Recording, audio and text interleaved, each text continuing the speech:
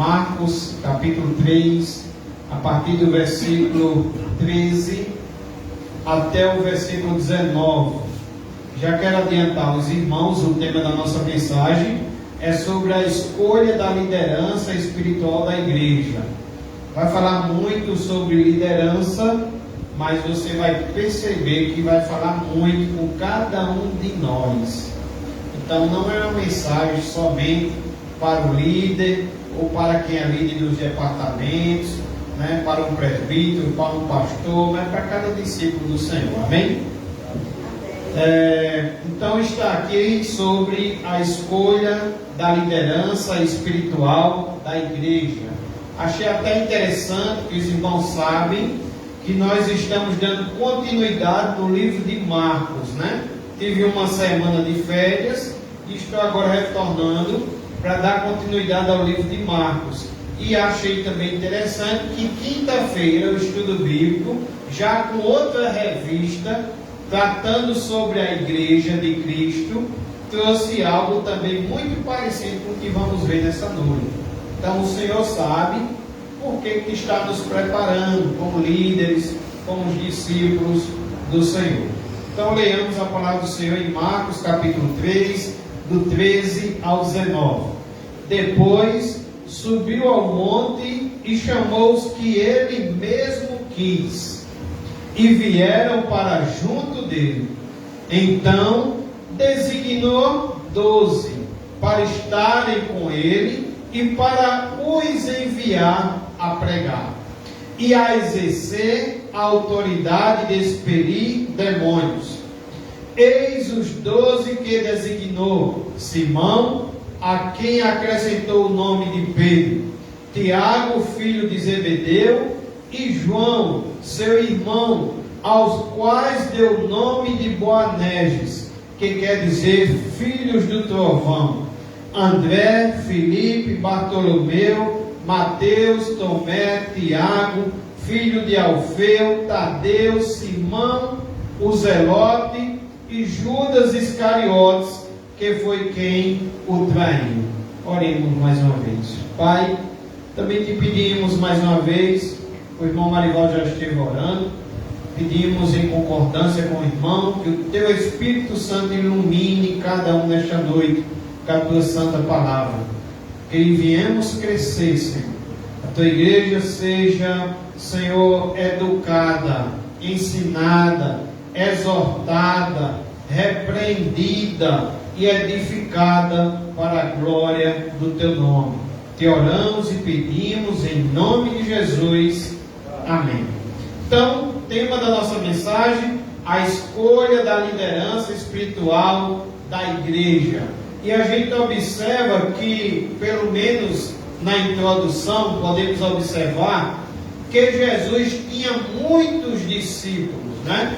Jesus tinha muitos discípulos, mas a gente observa que ele separou 12 para serem seus apóstolos, né? 14, versículo 14 diz: então designou 12.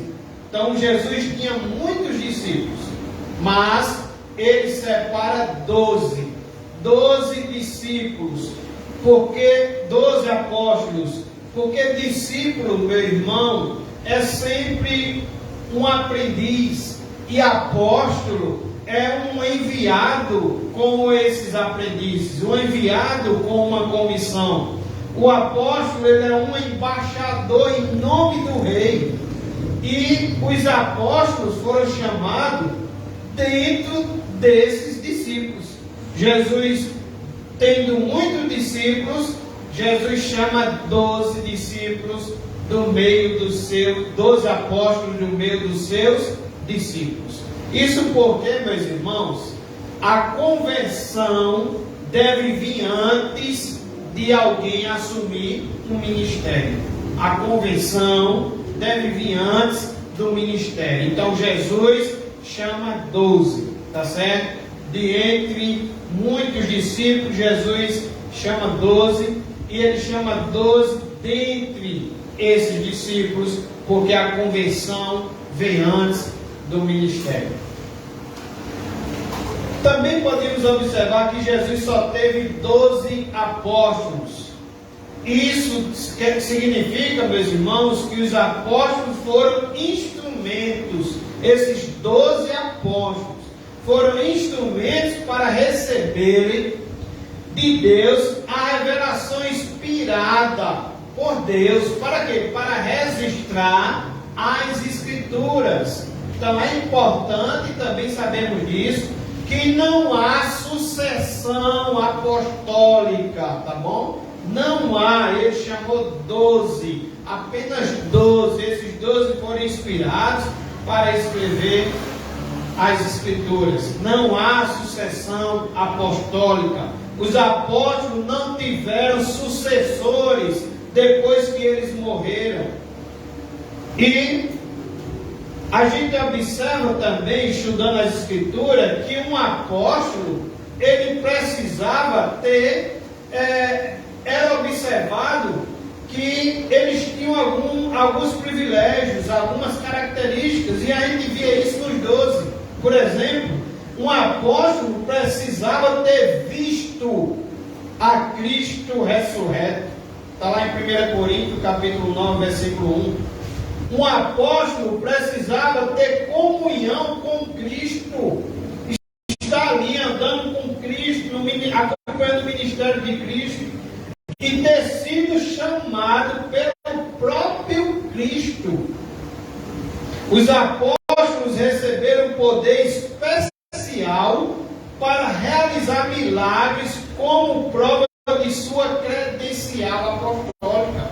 Então, meus irmãos, Jesus só teve 12 apóstolos. Um teólogo chamado Dewey Moland, ele disse que a decisão de Jesus de escolher os 12 apóstolos foi uma das decisões mais cruciais da nossa história. Jesus não escreveu livros, Jesus não ergueu monumentos, Jesus não construiu instituições, mas Jesus fez uma coisa muito certa. Ele discipulou pessoas de modo mais eficaz. Para quê, irmãos? Para darmos continuidade ao seu ministério. É isso que eu falava quinta-feira. A existência da igreja prova essa decisão correta de Jesus. Então Jesus tinha muitos discípulos, mas ele separou 12 para serem apóstolos. E a gente vê que ele separa da turma dos seus discípulos, de dentro dos seus discípulos, porque é preciso primeiro a conversão para depois o ministério. A conversão precisa vir antes do ministério. Observamos também que Jesus só teve 12 apóstolos. Não se encaixa o que ouvimos tanto hoje dizer, que o apóstolo tal teve em Surubim, o apóstolo tal está não sei aonde, o apóstolo tal mora não sei aonde. Só teve 12 apóstolos. Esses apóstolos precisavam ter visto Cristo ressurreto. Esse apóstolo que está em tal lugar, ou que se determina como apóstolo, será que ele viu Cristo ressurreto? Será que ele teve comunhão pessoal com Cristo aqui no ministério terreno de Cristo?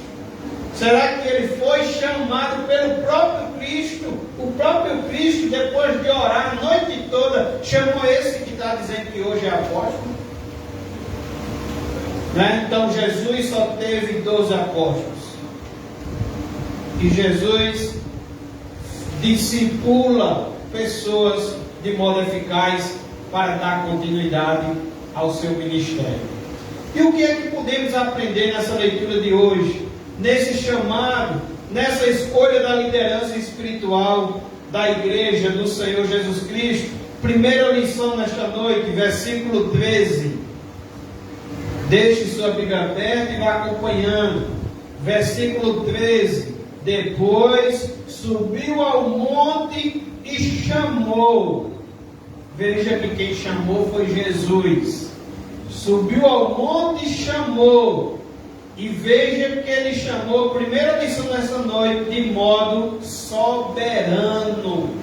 Jesus escolhe a sua liderança, os 12 apóstolos. Jesus escolhe soberanamente.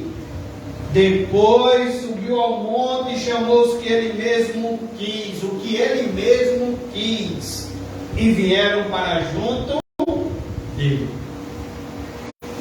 Depois de ler esse versículo, observando que Jesus escolhe de modo soberanamente a sua liderança, três verdades podemos observar aqui, meus irmãos. Em primeiro lugar, Jesus escolheu a liderança da igreja segundo a expressa vontade do Pai.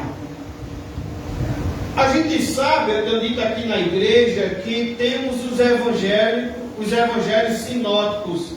Por exemplo, Mateus, Marcos, Lucas, são três evangelhos sinóticos, semelhantes, onde a gente encontra esse texto que estamos acompanhando nesta noite, também no evangelho de Mateus e também no evangelho de Lucas.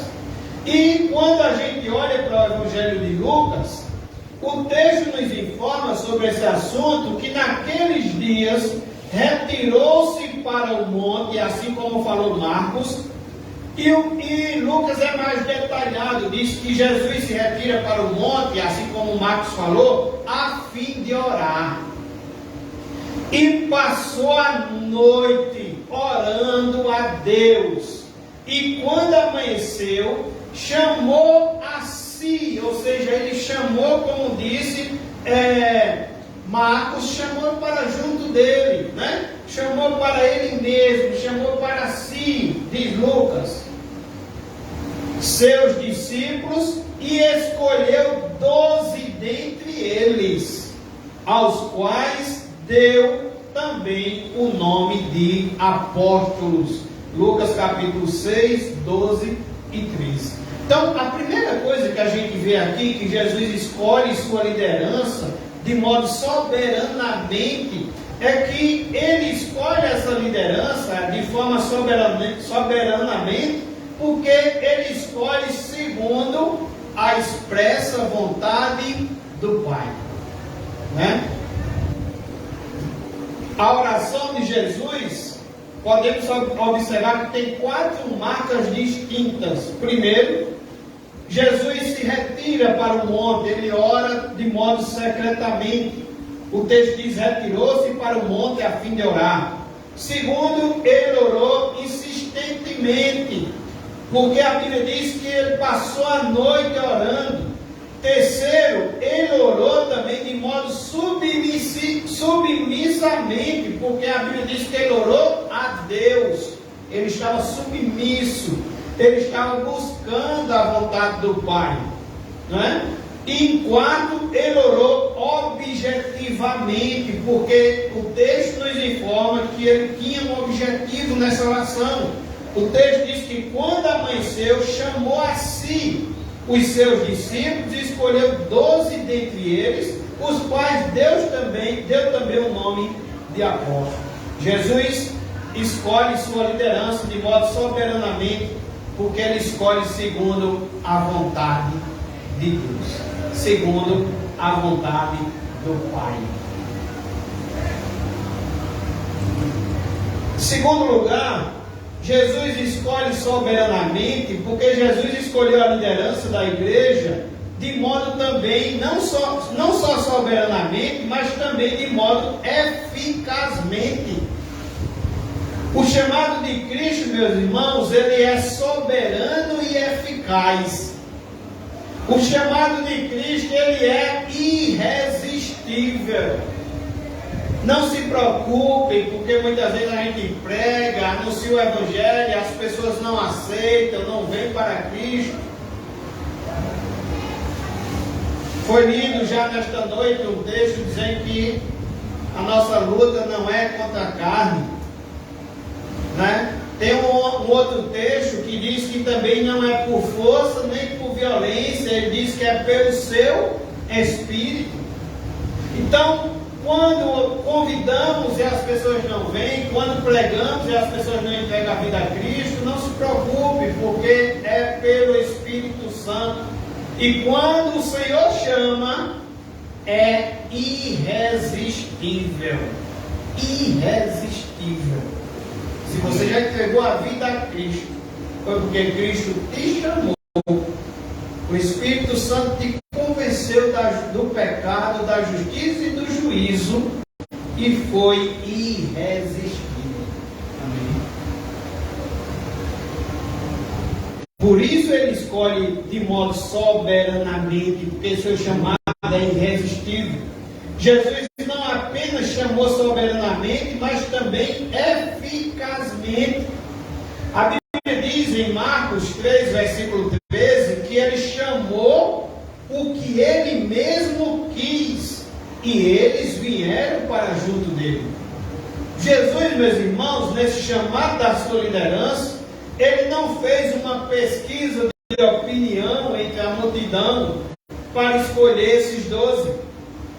Ele não escolheu a liderança da igreja por critérios humanistas. Jesus chama, meus irmãos, a quem ele quer. Ele é soberano e ninguém pode frustrar os seus desígnios. Sua vontade e não a nossa é que deve prevalecer. E veja que ele chama de modo soberano, porque ele chama 12, não 60 e não qualquer outro número. Ele chama 12. Jesus escolhe soberanamente. Em terceiro lugar, porque ele escolhe a liderança da igreja incondicionalmente.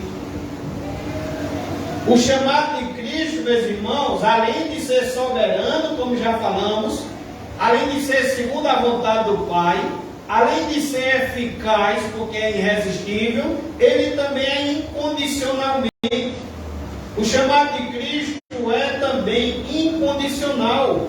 Os homens que Jesus escolheu, preste atenção, não possuíam qualidades especiais. Irmã Beth,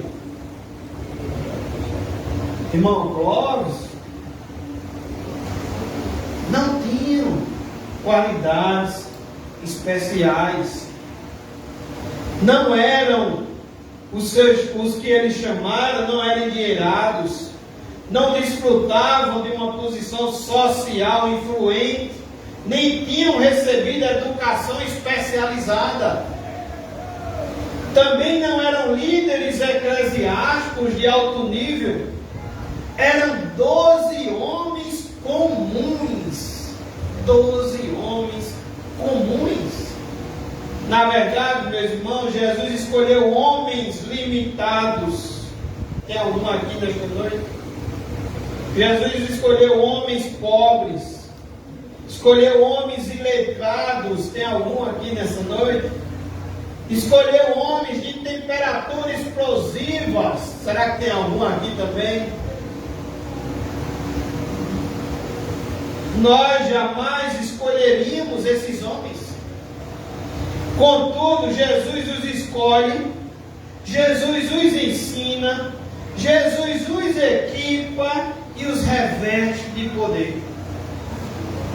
Com esses homens, Jesus transforma o mundo. Famosos reis tiveram seus nomes apagados da história, mas se você observar esses 12 homens iletrados, tem seus nomes relembrados todos os dias por milhões e milhões de cristãos ao redor do mundo. Jesus escolhe sua igreja de modo soberanamente. E nos cabe uma grande missão, porque primeiro foi segundo a vontade de quem? Do Pai. Vontade de Deus. Como é que estão as suas escolhas, meus irmãos? Como é que estão as suas decisões? A quem você tem recorrido? A quem você tem consultado? Quem tem dominado você, seu coração? Ou o Espírito Santo de Deus? Você tem buscado, você tem orado a Deus para mudar alguma coisa no céu? Ou você tem orado a Deus para buscar o que é que foi decidido já no céu? Jesus, o Filho de Deus, passa a noite orando para escolher segundo a vontade do Pai. Jesus chama também de modo eficaz. Chamou 12. E os 12 vieram para junto dele. Porque seu chamado é irresistível. Às vezes a gente desiste de pessoas. Às vezes a gente olha para algumas pessoas e diz não tem jeito. Às vezes a gente desiste de ter esperança por uma causa que a gente talvez tenha na justiça. Às vezes a gente desiste, deixa de ter esperança porque talvez alguém tenha alguma enfermidade que para os médicos não tem mais cura. E poderíamos citar aqui várias coisas, várias outras coisas. Mas Jesus é a esperança dos desesperançados. Jesus, ele chama segundo a vontade do Pai. A Bíblia diz também que todos que o Pai o der virão também a Ele. Jesus chama de modo eficaz, e significa que nenhum que Ele chamar vai dizer não. Nenhum. E Jesus chama de modo incondicional. Quantas vezes a gente não vê, eu não vou pregar porque eu estou com medo, ou não vou evangelizar porque eu não sou estudado, ou eu não vou falar porque eu não tenho muitas palavras. Jesus chama 12 comuns, pessoas comuns. Jesus chama pessoas que eu e você não chamava. A Bíblia diz que Ele pega as coisas loucas do mundo para confundir quem? As pessoas sábias, as coisas sábias. Como eu já disse aqui outra hora, a matemática do Senhor não é a nossa matemática. Jesus escolhe sua liderança de modo soberanamente, mas em segundo lugar, Jesus escolhe sua liderança de modo também propositalmente. Olhe para a sua Bíblia, versículo 14 e 15. Jesus escolheu propositalmente. Jesus lhe chamou. Jesus chamou os 12 para dar continuidade ao seu ministério. Jesus tem um propósito. Jesus tem um convite para nós. Jesus tem uma ordem. E assim também era com os 12. De modo propositalmente, versículo 14 e 15. Então designou 12. E ele não chamou por chamar, não. Ele tem um propósito para estarem com ele e para os enviar a pregar. E em terceiro lugar, ele diz: e a exercer a autoridade de expelir demônios. Nesse chamado propositalmente, ficou bem claro aqui pelo menos 3 coisas. Em primeiro lugar, Jesus chamou os 12, designou-os. Primeira coisa, irmãos, para estar com Ele. Jesus chamou primeiro para estar com Ele. Eu sempre encontro aqui aos irmãos algo que me chamou a atenção, que eu fiquei maravilhado e volto a contar nesta noite, é que vieram para a nossa cidade cerca de quase 100 jovens. Passaram 18 dias aqui na nossa cidade, evangelizando a nossa cidade. Irmãos de várias igrejas congregaram multinacionais de vários estados do Brasil. Mas antes de bater a porta dos irmãos do povo de Umbuzeiro, passaram uma semana na base, que era a escola, ouvindo o Evangelho e em oração.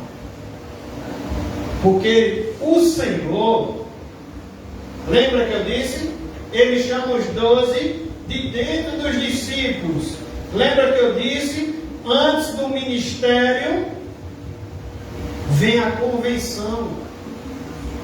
Ou seja, antes de fazer a obra do Senhor, antes de assumir algum cargo na igreja, antes de bater a porta de alguém, eu preciso primeiro ter uma vida com Ele. Então designou 12 para estarem com Ele. Em primeiro lugar, chamou-os e designou para estarem com eles. O Senhor da obra, meus irmãos, é mais importante do que a obra do Senhor. O Senhor, primeiro, Ele quer que a gente tenha uma vida com Ele, e depois ter uma vida na sua obra. Os irmãos estão entendendo? Jesus passa uma noite em oração, para depois chamar os 12. Jesus tinha uma vida com o Pai.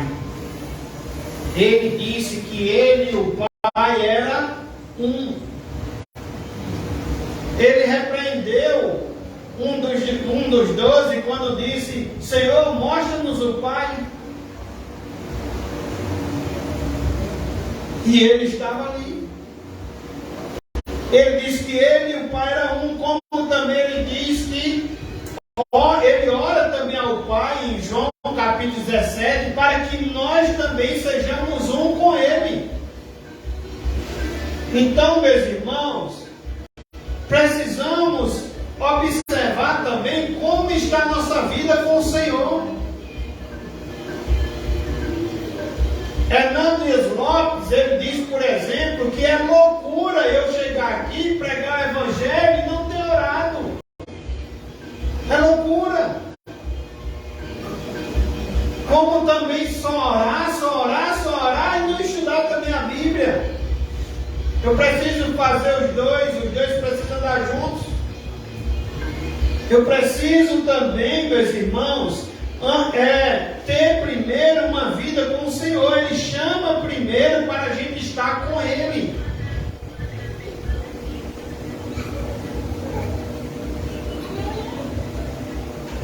João Batista, ele diz em 1 João, capítulo 1, versículo 3, ele diz: nós proclamamos o que temos visto e ouvido. João está proclamando sobre algo que ele tinha comunhão. João está proclamando sobre algo que ele conhecia. Lembra que João disse: eu batizo com água para arrependimento, mas aí vem aquele que é antes de mim e depois de mim, e que batiza com o Espírito Santo e com fogo. João está dizendo: nós proclamamos o que temos visto e ouvido. Jesus não chama os apóstolos para ocuparem um cargo ou tomarem parte em uma instituição. Jesus chama primeiro para si mesmo. Ele tem muito, o discípulo tem muito a aprender com Jesus e sobre Jesus. E Jesus é um modelo, meus irmãos, de caráter. E é andando com Cristo, é buscando a Cristo, é tendo uma vida com Cristo que também podemos ter esse caráter. Para que o nosso serviço venha ter qualidade. Então, primeiro, o Senhor nos convida a ter uma vida com Ele. Deus está mais interessado em quem somos do que no que fazemos. A vida, meus irmãos, precede, vem antes. A vida com Deus, a vida com o Senhor Jesus vem antes do ministério. Alguém já disse que a nossa vida também é o próprio ministério.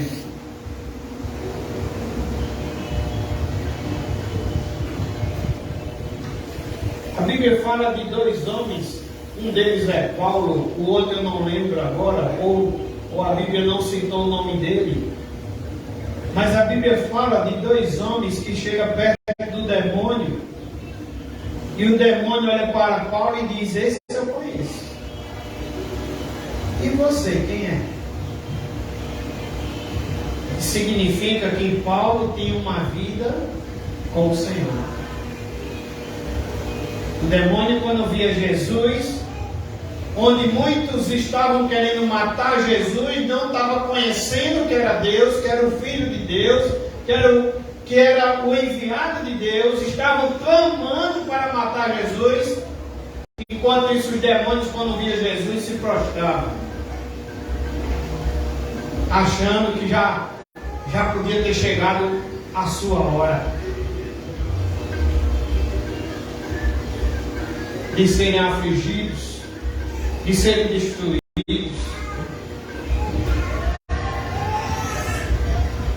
Mas, irmãos, Jesus, então, para concluir esse primeiro ponto, a maior necessidade do líder é ter intimidade com Jesus. Quem não anda na presença de Jesus não tem credencial para ser líder na igreja de Jesus. Em segundo lugar, Jesus chamou, já disse que chamou eles para si, né? Em segundo lugar, Jesus chamou e designou-os para os enviar a pregar. Versículo 14, desculpa.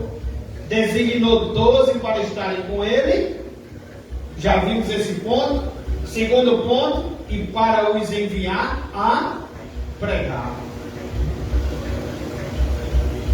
O ministério dos apóstolos derivou sua origem não da igreja, não foi uma igreja que formou assim e enviou os 12, não foi o povo que chamou os 12 e enviou, foi o próprio Cristo que chamou e que envia, chama para si e envia-os para pregar. Os apóstolos deveriam agora ser mensageiros de Deus, dar continuidade no ministério do Senhor Jesus. Os apóstolos agora eram embaixadores e arautos, com uma mensagem do rei. Eles foram chamados do mundo para serem enviados de volta ao mundo, como ministros da reconciliação. A autoridade, meus irmãos, dos apóstolos era tão real que Jesus disse em Mateus 10, versículo 40: quem vos recebe, a mim me recebe. E quem me recebe, recebe aquele que me enviou. Veja a autoridade dos apóstolos. O ministério dos apóstolos deveria ser exercido no mundo inteiro.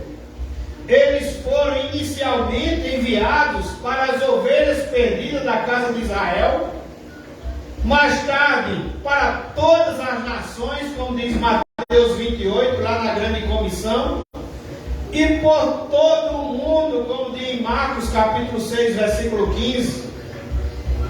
A pregação, meus irmãos, da palavra é a espinha dorsal do ministério, ou seja, como aprendemos aqui quinta-feira, qual é o conteúdo? O conteúdo é a palavra de Deus.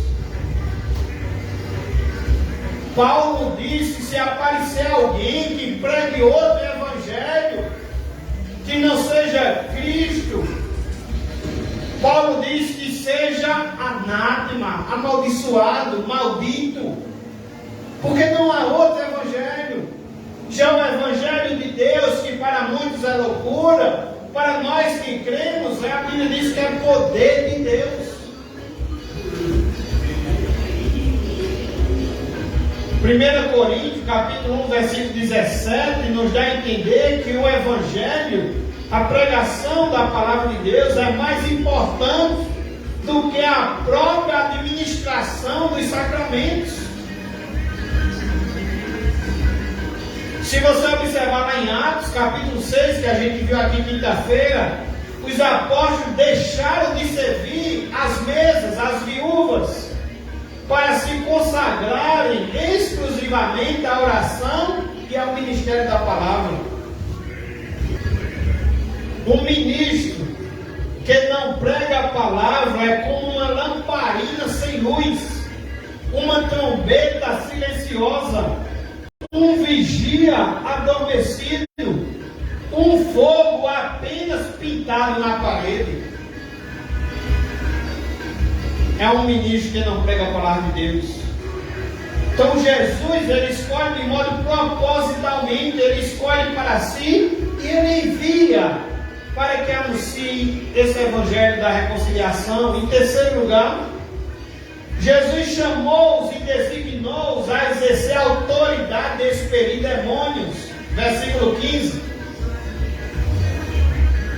E a exercer a autoridade de expelir demônios. O líder espiritual é alguém que tem intimidade com Cristo, não é isso? É alguém que proclama a palavra de Cristo.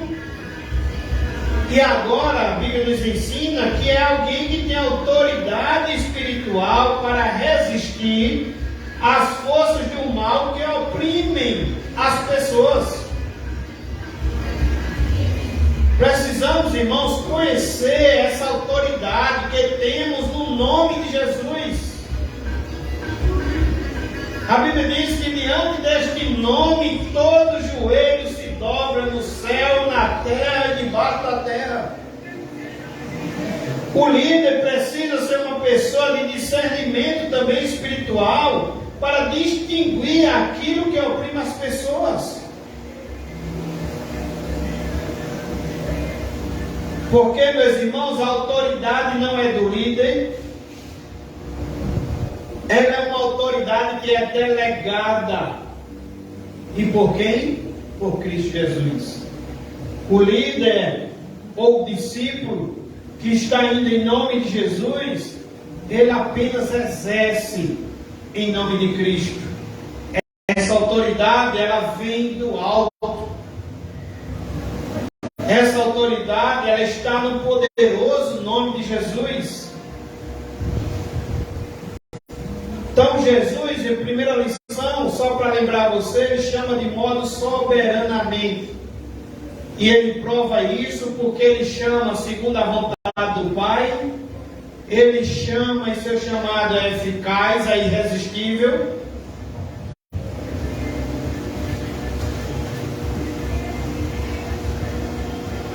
E ele chama de modo incondicionalmente. Segunda lição é que ele chama também de modo propositadamente. Ele chama primeiro para estar com ele. Você precisa ver como é que está a sua vida com o Senhor.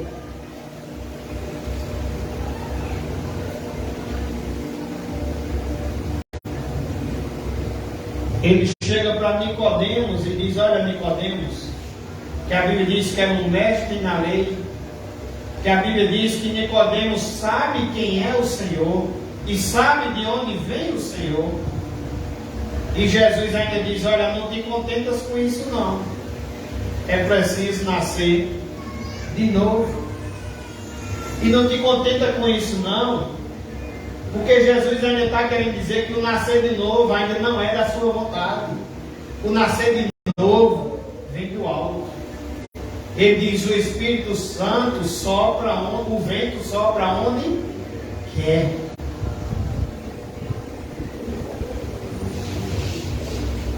Mas Jesus chama para si, Jesus envia o povo a pregar. Como é que estamos, a nossa igreja, em relação a evangelismo, a missões?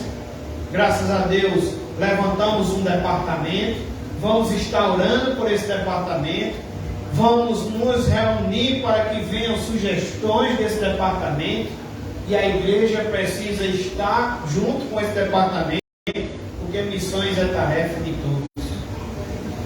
Ele nos chama para si, mas antes de você ir, você tenha uma vida com o Senhor, porque Ele nos chama para si. Ele nos envia e Ele também nos dá autoridade de expedir demônios. Em terceiro e último lugar, Jesus escolheu de modo surpreendentemente. Surpreendentemente. Lembra que eu falei que eu e você não escolheria aqueles 12? Ele escolhe de modo surpreendentemente. Versículo 16 ao 19. Nos traz uma lista que muitas vezes você, quando está lendo a Bíblia, se depara com algumas listas e acha muito cansativo. Mas, irmãos, essa lista de nome tem tantas coisas para nos ensinar. Veja como o Senhor chama de modo surpreendentemente. Versículo 16. Eis os 12 que designou. Está dizendo, vai vir aí a lista. Olha a lista dos 12. Olha o nome dos 12. Olha quem foram os 12. Então olha a minha. Simão, a quem acrescentou o nome de Pedro. Tiago, filho de Zebedeu, e João, seu irmão, os quais deu o nome de Boanerges, que quer dizer filhos do trovão. André, Filipe, Bartolomeu, Mateus, Tomé, Tiago, filho de Alfeu, Tadeu, Simão, o Zelote, e Judas Iscariotes, que foi quem o traiu. Em primeiro lugar, meus irmãos, aqui nos chama duas coisas a atenção. E em primeiro lugar, Jesus escolheu pessoas heterogêneas. O que é pessoas heterogêneas? Os 12 apóstolos são um espelho da nova família de Deus. E essa nova família, meus irmãos, é composta de famílias diferentes. Heterogêneas é isso. Famílias diferentes. Famílias de profissões diferentes. Pessoas com ideias diferentes. Pessoas limitadas. Pessoas complicadas. Pessoas imperfeitas. Que frequentemente discordam sobre muitos assuntos. Quer ver, meus irmãos? Pedro, o primeiro da lista, chamado Simão, era um pescador por profissão. Era de Betsaida. João capítulo 44 vai nos dar essas informações. Mas morava em Cafarnaum. Era um homem que falava sem pensar. Alguém lembra aí da história de Pedro em algumas vezes? Era um homem que falava sem pensar. Era inconstante, contraditório e temperamental. No início não era um bom modelo de firmeza e equilíbrio. No início não era um bom modelo de firmeza e equilíbrio. Ao contrário, ele estava constantemente mudando de um extremo para o outro. Olha quem o Senhor chama Pedro. O William Hendricks, detalhando um pouco sobre Pedro, ele diz o seguinte: Pedro mudou da confiança para a dúvida, de uma profissão de fé clara em Jesus Cristo para a negação desse mesmo Cristo, de uma declaração veemente de lealdade para uma negação vexatória, de nunca me lavarás os pés, como ele disse para Jesus, para não somente os pés, mas também as mãos e a cabeça. Vivia sempre os limites extremos, ora fazendo grandes declarações como: Tu és o Cristo, o Filho do Deus vivo, ora repreendendo a Cristo. Pedro fazia promessas ousadas sem poder cumpri-las. Por ti darei a minha vida, Pedro disse. Logo depois disso, negou a Cristo. Pedro, homem que fala sem pensar, que repreende a Cristo, que dorme na batalha, que foge e segue a Cristo de longe e que nega a Cristo. Mas Jesus chama pessoas não por aquilo que elas são, irmão Severino. Jesus chama pessoas não por aquilo que elas são, mas por aquilo que elas virão a ser nas mãos de Jesus. Amém. Quem sabe, temos Pedro aqui e temos um pouquinho de paciência com Pedro. Tiago e João, os próximos nomes da lista, eles eram explosivos, temperamentais. A Bíblia diz que filhos do trovão. Um dia pediram a Jesus para mandar fogo do céu sobre os samaritanos. Eles eram também gananciosos e amantes do poder. Outro dia a mãe deles pediu a Jesus um lugar especial para eles no reino. Por outro lado, Tiago foi o primeiro a receber a coroa do mártir. Enquanto ele foi o primeiro a chegar ao céu, o seu irmão João foi o último a permanecer na terra. O último profeta a permanecer na terra. Enquanto Tiago não escreveu nenhum livro da Bíblia, João escreveu 5 livros. O Evangelho de João, 1 João, 2 João e 3 João, que é as 3 epístolas, e o Apocalipse. André era aquele homem que sempre trabalhava nos bastidores. Foi ele quem levou seu irmão Pedro a Cristo.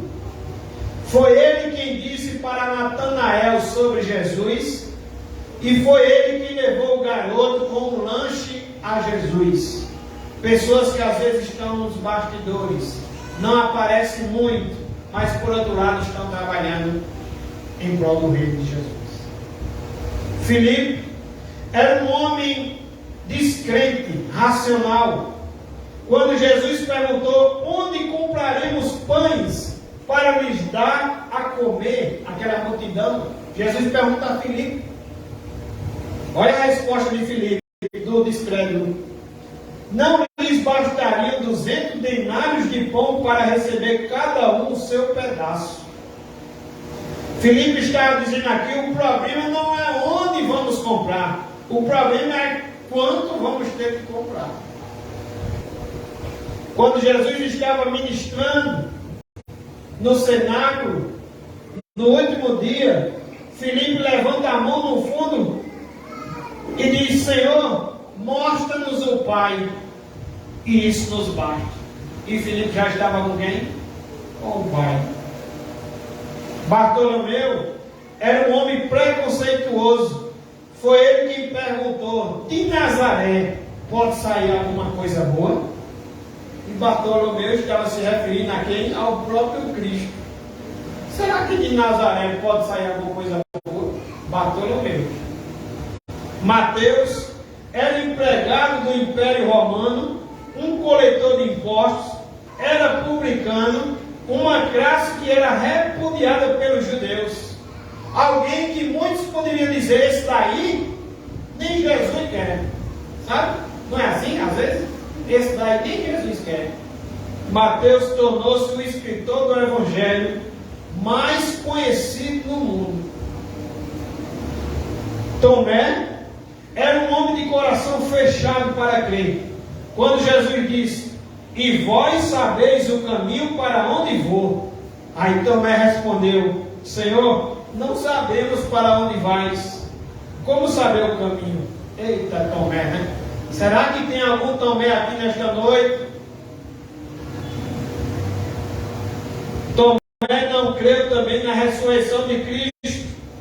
Ele disse, se eu não vi nas suas mãos o sinal dos cravos, e ali não puser o meu dedo, e não puser minha mão no seu lado, de modo algum acreditarei. Contudo, quando o Senhor ressurreto apareceu a ele, a Bíblia diz que Tomé prostrou-se em profunda devoção e disse: Senhor, meu Deus e Deus meu. Tomé, incrédulo, só acreditava vendo. E quem sabe tem alguém nesta noite aqui, assim. Tomé, no momento de ver o Senhor ressurreto, se prostra. E Tomé diz uma declaração muito importante. Tomé diz: Senhor meu e Deus meu. Tomé diz que o Senhor é o seu Senhor e que também o seu Senhor é Deus. Tiago, filho de Alfeu e Tadeu, nada sabemos desses dois apóstolos. Eles faziam parte do grupo, eles pregaram, expulsaram demônios, mas nada mais sabemos sobre eles. Eles não se destacaram. Temos também pessoas assim. Simão Zelote, ele era membro de uma seita do judaísmo, extremamente nacionalista. Ou seja, Simão Zelote, ele era totalmente rival de Mateus. E o Senhor pega esses dois e forma só uma família. Estavam radicalmente em lados opostos. Quem sabe, não estou falando em política, mas vamos supor alguém aqui nesta noite da direita e alguém aqui nesta noite da esquerda, que acha até que tem que deixar a igreja porque a maioria acha que é de direita, ou que acha que tem que deixar a igreja porque acha que a maioria é de esquerda. Meus irmãos, se deixarmos de olhar para a Bíblia, vamos fazer isso. Mas se olharmos para a Bíblia, se acreditarmos no poder do Senhor, o Senhor une pessoas radicalmente opostas. O Senhor une, transforma e coloca em prol do seu reino. Mesmo pensamento, trabalhando para o mesmo Senhor, mesmo Pai, um só Espírito, um só batismo. Glória a Deus. Judas Iscariotes era natural da vila Queriote, localizada no sul da Judéia. Era o único apóstolo não galileu.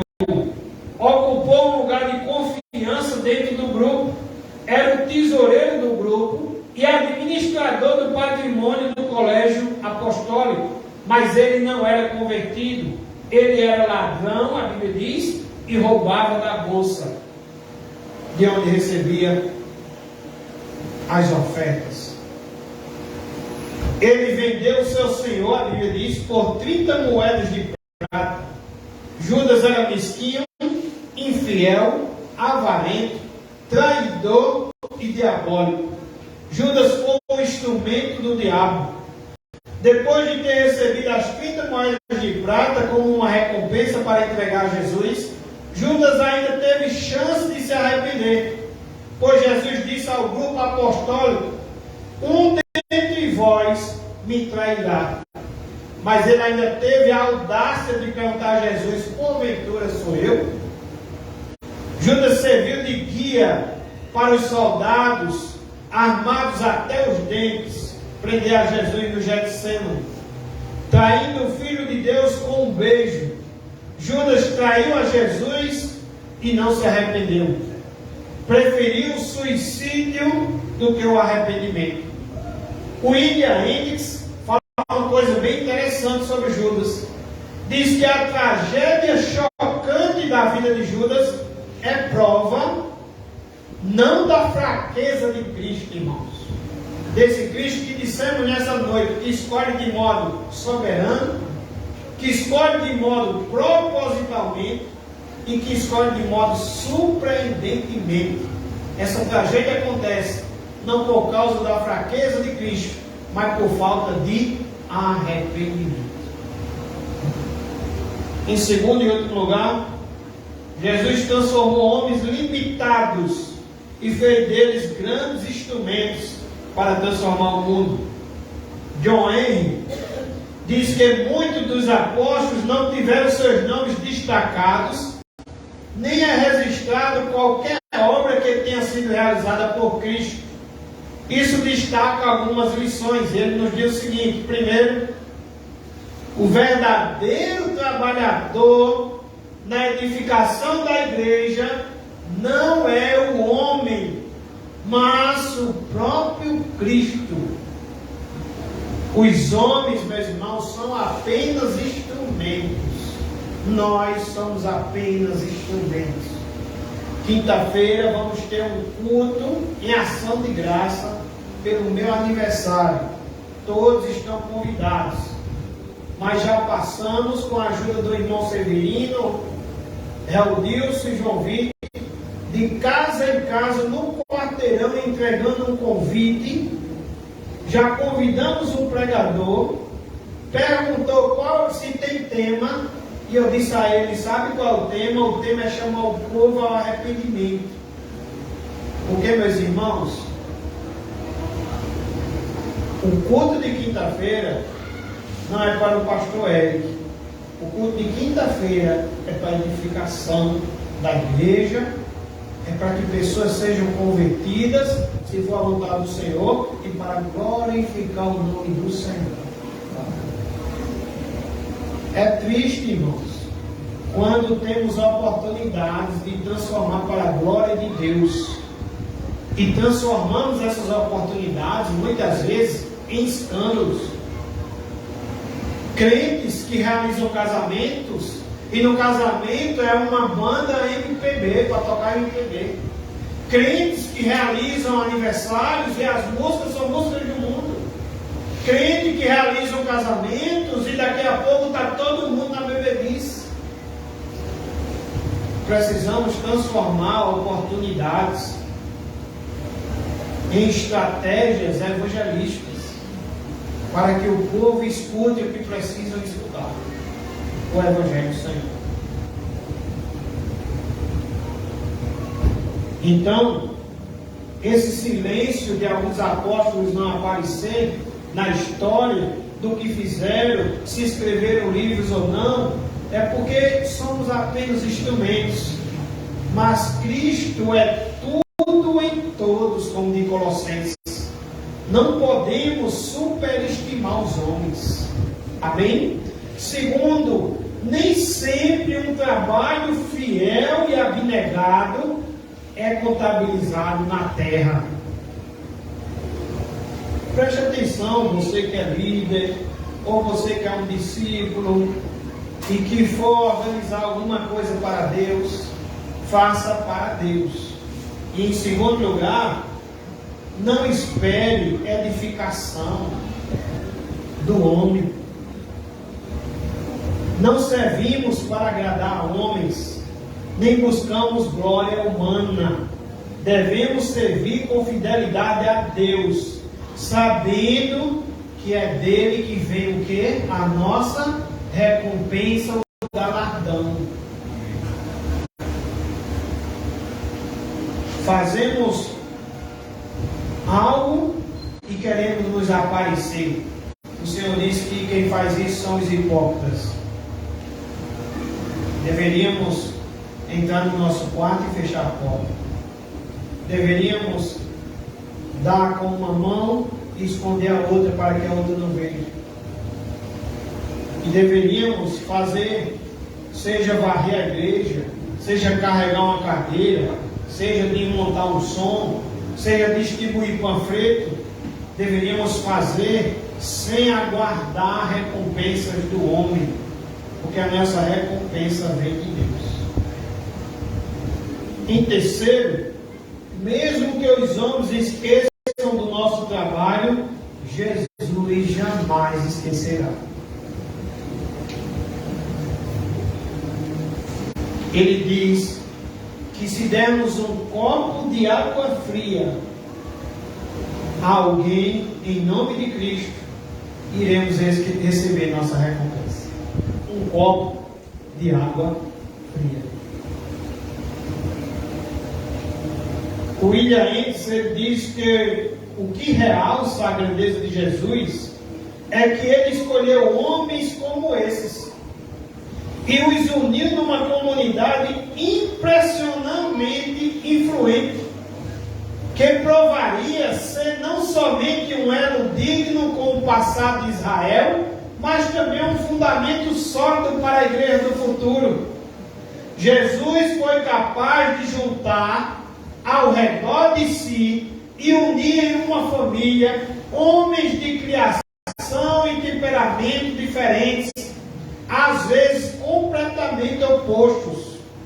Incluídos nesse pequeno bando estava Pedro, o otimista, mas também estava Tomé, o pessimista, Simão Zelote, inflamado com o alvo de derrubar o poderio romano, mas também estava Mateus, que era funcionário do governo, um coletor de impostos. Pedro, João e Mateus, que estavam destinados a se tornarem famosos pelos seus escritos, mas também Tiago, o menor, que permanece obscuro e deve ter cumprido a sua missão. Adolf Hippler, ele diz que criar um grupo como esse era um risco incrível. Um risco incrível. Mas em Cristo não há galileu, nem judeu, nem conservador, nem progressista, nem pescador, nem colaborador, nem cobrador, nem zelote. Em Cristo, meus irmãos, foi feito tudo novo.